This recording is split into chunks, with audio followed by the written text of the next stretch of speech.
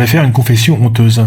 Lorsque j'étais jeune, je voyais Nicolas Sarkozy et Ségolène Royal faire campagne pour l'élection présidentielle de 2007. Alors, je captais pas grand-chose à la politique ou à l'économie, mais ce que je remarquais, c'est que Nicolas Sarkozy proposait généralement des mesures d'effort, de privation, de sacrifice, d'austérité. Travailler plus pour gagner plus, comme le disait son slogan de campagne, alors que Ségolène Royal proposait plutôt des mesures sociales et autres sucreries douteuses. Et du coup, je me disais, Nicolas Sarkozy propose des mesures douloureuses.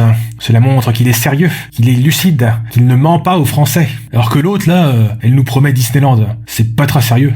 Dit autrement, je faisais le raisonnement suivant. Si une personne propose des mesures qui piquent, qui font mal, qui demandent des efforts et des sacrifices, alors cette personne doit probablement être dans le vrai. Un peu comme un professeur sévère mais réglo qui pousse les élèves à travailler dur par rapport aux profs démagos qui donnent des bonnes notes à tout le monde. Ouais, une sorte de pilule amère, un médicament qui a vraiment un goût immonde, dégueulasse, et qui doit donc sans doute être très efficace. D'où cette proposition de nom, le sophisme de la pilule amère. C'est un peu le dicton anglais « no pain, no gain ». Pas de souffrance, pas de progrès.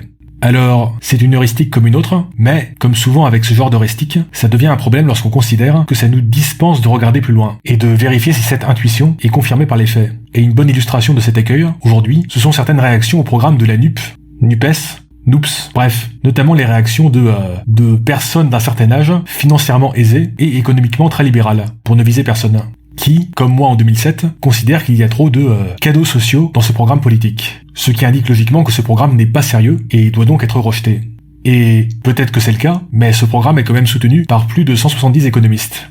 Alors, peut-être que ces économistes sont tous des charlatans, mais a priori, ça devrait peser davantage dans la balance que notre intime conviction que ce programme est trop beau pour être vrai et devrait donc être rejeté d'office. Au minimum, cela devrait nous pousser à reconsidérer un peu cette intuition. Similairement, en 1936, une organisation nommée Ordre et Bon Sens diffusait des affiches contre la semaine de 40 heures, cette folie démagogique, voir dans la description, et faisait appel à notre bon sens, comme leur nom l'indique. Pourtant, si on est un peu familier des sciences, on devrait savoir que le bon sens passe son temps à se faire bolosser par les résultats scientifiques. Ce n'est pas vraiment un indicateur très fiable. Bref, on devrait faire un peu plus attention à ce sophisme de la pilule amère, tant dans la communication politique que dans nos raisonnements personnels. Parce que si on pense que le dicton « no pain, no gain » est vrai en toutes circonstances, on risque de s'infliger beaucoup de souffrances inutiles. Alors, que pensez-vous de tout ça ? N'hésitez pas à le dire en commentaire.